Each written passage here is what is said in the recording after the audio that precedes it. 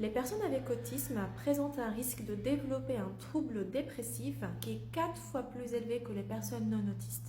Et pourtant, on ne sait pas trop comment diagnostiquer la dépression chez les personnes autistes. Et cela pour plusieurs raisons. La première, c'est que certains symptômes qui sont liés à la dépression peuvent ressembler à certaines caractéristiques du profil autistique. Par exemple, le retrait social. Dans la dépression, les gens ont tendance à s'isoler, à vouloir rester seuls, à se retirer socialement, sauf que cela est ou celle-ci, c'est une caractéristique du profil autistique. D'accord? Première chose. Deuxième chose, c'est que les personnes avec autisme présentent souvent quelque chose qu'on appelle l'alexithymie, qui est la difficulté à identifier et à exprimer ses propres émotions, ses propres ressentis, ses propres pensées, etc.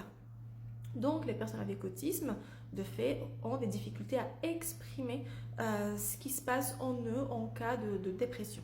Et heureusement que plusieurs recherches se mettent en place aujourd'hui pour nous aider à comprendre comment s'exprime la dépression chez les personnes qui présentent un trouble du spectre de l'autisme. Alors, ce qu'il faut retenir de ces recherches, c'est qu'il y a des symptômes chez les personnes avec autisme qui vont ressembler aux symptômes des personnes qui ne présentent pas de l'autisme en cas de dépression. Mais il y a aussi des symptômes qui vont être spécifiques à la population autistique. D'accord? Donc, on commence par les symptômes qui vont être en commun avec les personnes non autistes. On va trouver l'anédonie. Dans notre jargon, l'anédonie, c'est la perte de plaisir. Donc, les personnes qui vont perdre le plaisir à faire les choses, à réaliser les activités pour lesquelles elles avaient du plaisir ou elles ressentaient du plaisir à faire par le passé. D'accord? Donc, perte de plaisir. On va trouver la fatigue, aussi la perte d'énergie. On va trouver les troubles du sommeil, donc difficultés d'endormissement ou réveil nocturne ou par contre dormir beaucoup. Okay.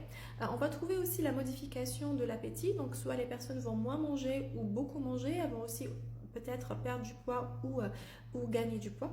On va trouver l'humeur stable et ce sentiment de tristesse qui va être présent beaucoup à longueur de journée ou souvent dans la journée et presque tous les jours.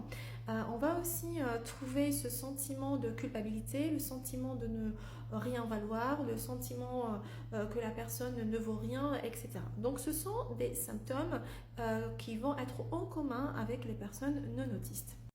Il y a cependant d'autres symptômes, d'autres caractéristiques qu'on va trouver spécifiquement chez les personnes avec TSA qui sont les suivantes. Premièrement, on va trouver l'accentuation ou l'intensification du retrait social et du camouflage. Je vous rappelle, j'en ai fait ça dans une précédente vidéo, c'est qu'une des stratégies de camouflage qu'on trouve chez les personnes avec autisme, c'est de se retirer socialement, d'accord? Et donc ce retrait social va être accentué et intensifié en cas de dépression. On va trouver aussi l'augmentation et l'intensification des caractéristiques propres au profil autistique de la personne. Par exemple, les comportements répétitifs, l'autostimulation sensorielle, les rituels, tout cela va augmenter. On va aussi observer que la personne devient plus anxieuse et plus irritable avec augmentation des comportements problèmes type auto ou hétéro-agressivité. Et la dernière caractéristique qu'on a pu trouver chez les personnes avec autisme présentant de la dépression, c'est la régression développementale ou la perte d'acquisition.